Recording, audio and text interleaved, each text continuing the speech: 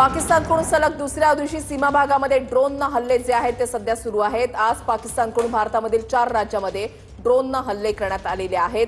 जम्मू, राजस्थान, पंजाब, गुजरातमध्ये ड्रोनने हल्ले करण्यात आले। 26 शहरांना टार्गेट करण्यात आलं।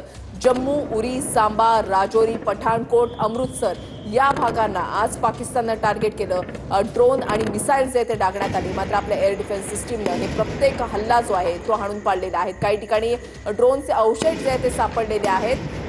ही दृश्य आपण फिरोजपूरमधली पाहताय। श्रीनगर, भटिंडा, फिरोजपूर, करतारपूर, त्याच्यानंतर नागरोटा आणि तरण तारण या भागामध्ये ड्रोन आणि मिसाईलनं भेदक मारा करण्यात आलेला होता। मात्र आपल्या एअर डिफेन्स सिस्टीमने हे सर्व हल्ले जे आहेत ते परतवून लावलेले आहेत।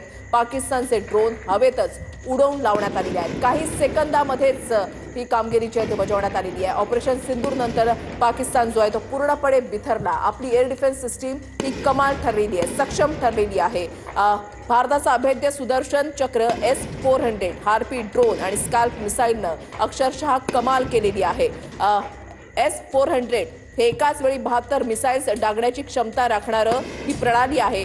S-400 ऍक्टिव्ह झाल्यानंतर 3 मिनिटांमध्येच फायरिंगसाठी प्रणाली जी आहे ती तयार होते। न्यूक्लिअर मिसाईल्सचा नष्ट करण्याची ताकद सुद्धा S-400 मध्ये आहे। तर हार्पी ड्रोनला फायर अँड फॉरगेट मिसाईल असं सुद्धा म्हटलं जातं, कारण हल्ल्यानंतर हे ड्रोन जे आहे ते नष्ट होतं। इस्रायलद्वारा याची निर्मिती करण्यात आलेली आणि मानवरहित आत्मघाती ड्रोन असं हार्पी ड्रोनची ओळख आहे। तर स्कॅल्प मिसाईल ज्याची हवेतून जमिनीवर मारा करणारी एक सक्षम मिसाईल म्हणून त्याच्याकडे पाहिलं जातं आणि दहशतवादी तळ उद्ध्वस्त करण्यासाठी याच मिसाईलचा वापर जो आहे तो करण्यात आलेला होता।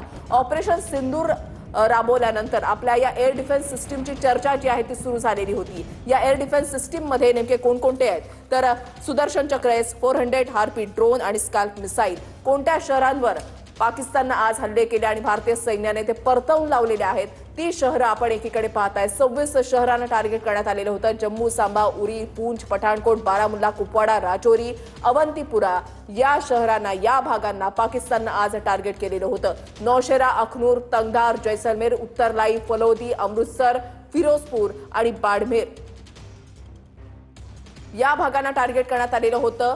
ड्रोन आणि मिसाईल जे ते डागण्यात आलेले होते। मात्र आपल्या एअर डिफेन्स सिस्टीमने हे प्रत्येक हल्ला जो आहे तो परतवून लावलेला आहे। जशास तसं उत्तर पाकिस्तानला दिलं जात आहे। ऑपरेशन सिंदूरच्या नंतर पाकिस्तान पूर्णपणे बिथरलेला आहे। नागरी वस्त्यांना आपल्या टार्गेट केलं जात आहे, धार्मिक स्थळांना टार्गेट केलं जात आहे, एअर बेसना टार्गेट केलं जात आहे। मात्र आतापर्यंत ज्या ठिकाणी ड्रोन आणि मिसाईलने हल्ले पाकिस्तानकडून करण्यात आले ते सर्व ठिकाणे सुरक्षित आहेत। राजनाथ सिंह यांच्यासोबत उद्या तिन्ही दलाचे प्रमुख यांची बैठक होणार आहे। उद्या राजनाथ सिंह CDS सोबत बैठक घेणार आहेत।